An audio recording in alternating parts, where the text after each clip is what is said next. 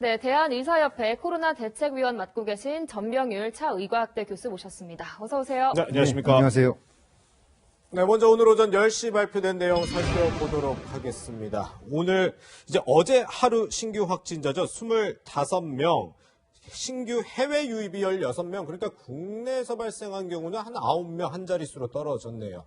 그리고 현재까지 영시 기준 누적 확진자 1,537명 이렇게 집계가 됐습니다. 일단 오늘 발표된 수치 좀 눈여겨볼 만한 내용이 있을까요? 네, 사실 20명대 이제 네네. 진입을 했습니다. 예. 그리고 또 그 중에서도 실제 우리나라에서 발생한 환자 숫자는 6명밖에 안 되는 거죠. 9명. 9명. 예, 예. 16명이 이제 해외 유입 환자니까. 그렇죠. 네. 그렇기 때문에 지역사회에서의 환자 발생 양상은 상당히 줄어들고 있다.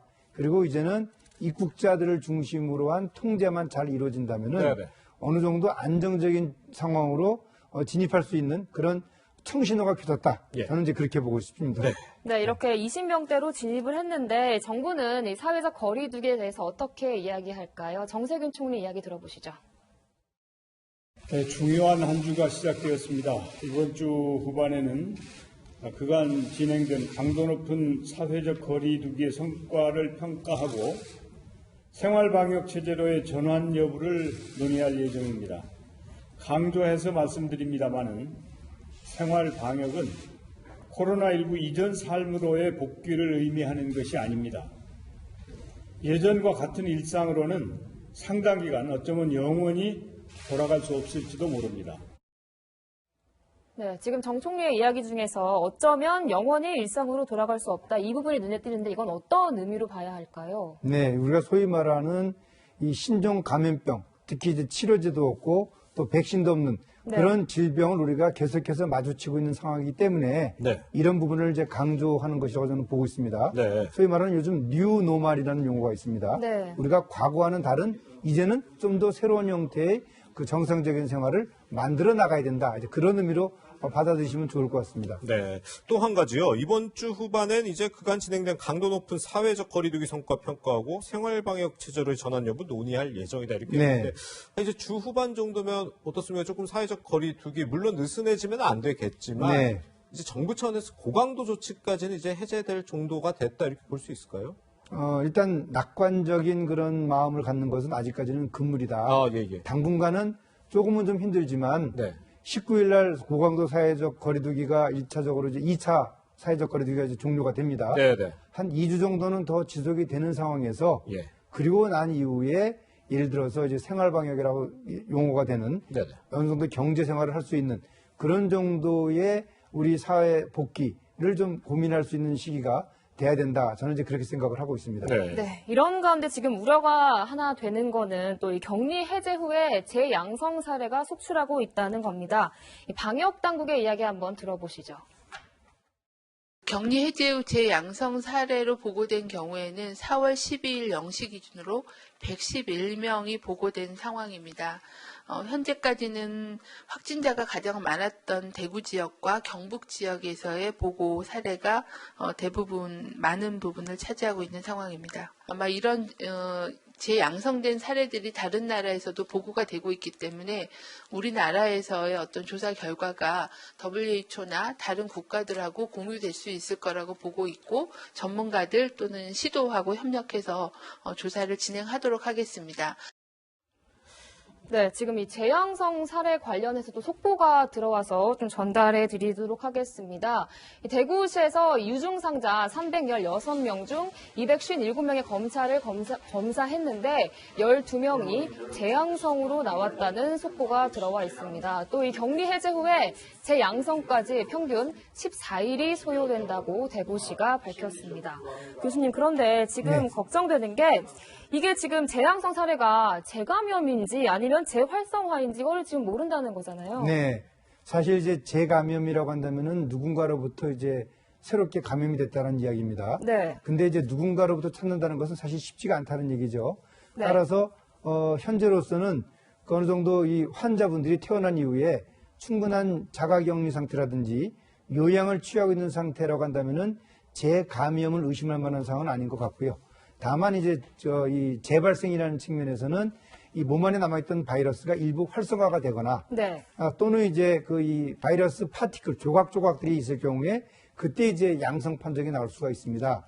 이런 부분들을 생각을 해야 되기 때문에 현재로서는 이 재양성 사태가 어떤 이 방역이라는 측면에서의 네네. 심각한 그런 발생을 의미하는 것은 아니고 다만 이런 양상을 좀 더 관찰을 함으로써 방역 당국이 격리 해제가 되는 즉 완치 판정을 받고 이렇게 자가에서 요양을 취하는 사람들에 대해서 어떤 형태의 지침을 만들 것인지 네. 거기에는 조금은 영향을 줄 수 있을 상황이 아닌가 그렇게 생각을 하고 있습니다. 네. 네, 이 또 신규 확진자 이야기를 좀 더 이어가 보자면은 지금 신규 확진자 수가 20명대로 떨어지기는 했는데 지금 일각에서는 검사 축소에 대한 또 이야기가 나오고 있는 것 같아요. 이거는 왠가요? 네, 사실 이제 그 질병관리본부에서 네, 이 코로나19와 관련된 지침을 이제 계속해서 이제 개정을 하고 있습니다. 네, 그러니까 6판 개정 내용에는 의사가 의심이 되는 경우에는 이제 검사를 받을 수 있도록 한 반면에 네, 이제 개정을 하면서 7판에서는 이 조항에서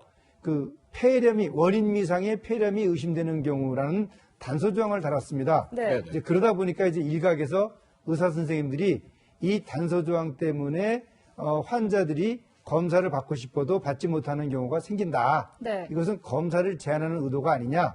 이제 이런 주장을 했습니다. 네. 실제 그러면 검사에 변화가 있었는지를 조사를 한 결과 검사 건수에서는 큰 의미가 있는 그런 차이는 없었던 것으로 그렇군요. 확인이 됐습니다. 네. 다만 이제 의료진의 입장에서 왜 굳이 이런 조항을 달았느냐. 네. 이제 거기에 대해서 의문을 제기하는 그런 문제는 있습니다. 네. 어떻게 보면은 그 오비락적인 그런 이 해석을 나눠낼 수 있는 네. 그런 성격이 아니었나. 실제로는 검사하는데 아무런 문제가 없다 하더라도 네네. 이런 조항을 달음으로써 일선 의료진들로부터 검사를 받기 어렵게 하는 것이 아니냐. 네네. 이런 오해를 불러일으켰다. 이제 그렇게 보는 거죠. 네. 이런 논란들이 계속되니까 중앙방역대책본부도 이렇게 해명을 했습니다. 저희가 의사 환자 또 조사 대상 환자의 기준에 그 지침이 제6판까지는 그냥 의사의 소견에 따라서 코로나19와 관련된 의심 증상을 토대로 의사 환자를 신고할 수 있게 해놓은 것을 예시를 든다는 차원에서 의사 소견에 따라서 원인 미상 폐렴 등, 그러니까 예를 든다면 원인 미상 폐렴일 수 있고 또 다른 것들도 다 의심이 되면 어느 것이라 하더라도 환자를 보시는 의사 선생님들이 판단하셔서 코로나19가 조금이라도 의심되면 바로 의사 환자다라는 그런 취지의 그 지침 내용이고. 네. 지금 그런데 국내는 이렇게 20명대까지 떨어진 반면에 사실 미국이 상당히 상황이 심각한 것 같아요. 그래서 지금 정부에서는 오늘 이제 0시부터 시행이 됐는데 네. 미국과 입국자 모두 전수검사하겠다고 했어요. 지금 네. 미국 상황 도대체 어떻길래 이런 거죠? 네, 지금 현재 미국의 누적 확진자 수가 54만 명을 넘었습니다. 54만. 네. 예, 그리고 사망자도 2만 명을 넘었습니다. 네. 그리고 이제 뉴욕주에서도 뉴욕 주지사가 조금은 안도하는 그런 발표를 했다가 바로 또 확진자와 사망자가 늘어나는 예. 그런 양상을 보이고 있는 점을 감안했을 때 네. 미국의 상황이 아직까지는 우리가 더 의심을 네. 굳게 의심을 하는 이런 확산 양상이 의심이 될 만한 그런 사례다. 예, 예. 네. 따라서 유럽과 같은 상황으로 입국자들에 대해서 3일 이내에 전수조사를 하고 네. 그리고 이후에 이제 14일간 자가격리를 취하는 조치로 이제 방향을 전환했습니다. 어떻게 예. 보면 잘한 조치다. 그렇게 저는 생각을 하고 있습니다. 그렇군요. 네. 네. 그 미국 상황이 참 심각하다고 해주셨는데 지금 코로나19가 세계적으로 지금 대유행하는 상황이잖아요. 네. 이렇다 보니까 다양한 지금 연구 결과들이 나오고 있는 것 같은데 코로나19 바이러스가 에이즈 바이러스처럼 인체의 면역 세포를 파괴할 수 있다. 이거는 어떤 얘기인가요? 네. 그러니까 중국의 상하이 팀 네. 그리고 또 미국 뉴욕의 연구팀이 공동으로 연구를 했습니다. 네. 이 연구 결과가 이제 그 뉴 잉글랜드 저널 오브 메디신이라는 세계 최고의 그 의학 잡지인데요. 네. 거기에 게재가 됐는데 이 코로나 바이러스와 그리고 세포에서 배양된 T세포, 우리 면역계에 보게 되면 인체 내에 T세포라는 게 있습니다. 네. 그 T세포하고 결합하는 과정을 관찰한 결과 이 코로나 바이러스가 이 T세포의 기능을 무력화시키는 그런 이 연구 결과가 나왔습니다. 이 T세포라는 네. 게 쉽게 말해서 네. 면역 체계에 있어서 인체를 방어해주는 역할을 하는 것인데 이것이 무력화가 되다 보니까 네. 인체 내 각종 장기가 손상이 되는 그런 연구 결과가 나온 거죠. 실제로 이제 에이즈가 바로 이런 그 조치가 있는데 네. 사스는 이런 이 사스 바이러스가 이 T세포의 기능을 마비시키는 그런 역할은 안 했어요. 예. 네. 그런 면에서 이 코로나19 바이러스라는 것이 면역 체계를 붕괴시키는데 큰 역할을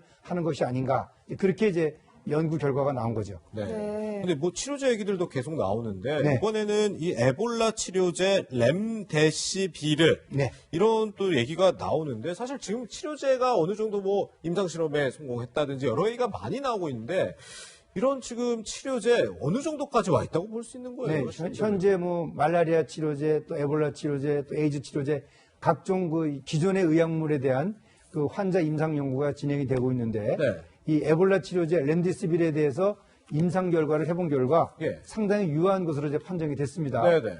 전체 환자 중에서 68% 정도가 이제 효과가 있는 것으로 밝혀졌고요. 네. 물론 그 중에는 이제 부작용도 있습니다. 그러나 전체적으로 환자에게 적용을 해보니까 호흡기를 제거하는 데도 효과가 있었고, 네네. 그리고 또 증상을 회복하는 데 상당한 의미가 있었다. 그렇게 지금 발표가 나와 있습니다. 네. 네, 치료제 혹시 부작용은 없나요? 환자 중에서 일부는 부작용 사례가 있습니다. 네. 뭐 간독성이라든지 또는 뭐 각종 일체 손상 문제라든지 네. 그런 네. 부작용 사례가 있는데요. 네. 아직까지는 이 부작용 사례가 있다 하더라도 네네. 현재 치료 효과로서는 상당히 의미가 있다. 그리고 네. 앞으로 이것들은 더욱더 이 코로나19 치료하는데 많은 활용이 될 것이다. 이렇게 지금 발표가 돼 있습니다. 네. 네, 이렇게 치료제 이야기까지 해봤는데요. 20명대로 떨어진 국내 코로나19 현황 짚어봤습니다. 전병일 교수와 여기서 인사드리겠습니다. 고맙습니다. 네, 감사합니다.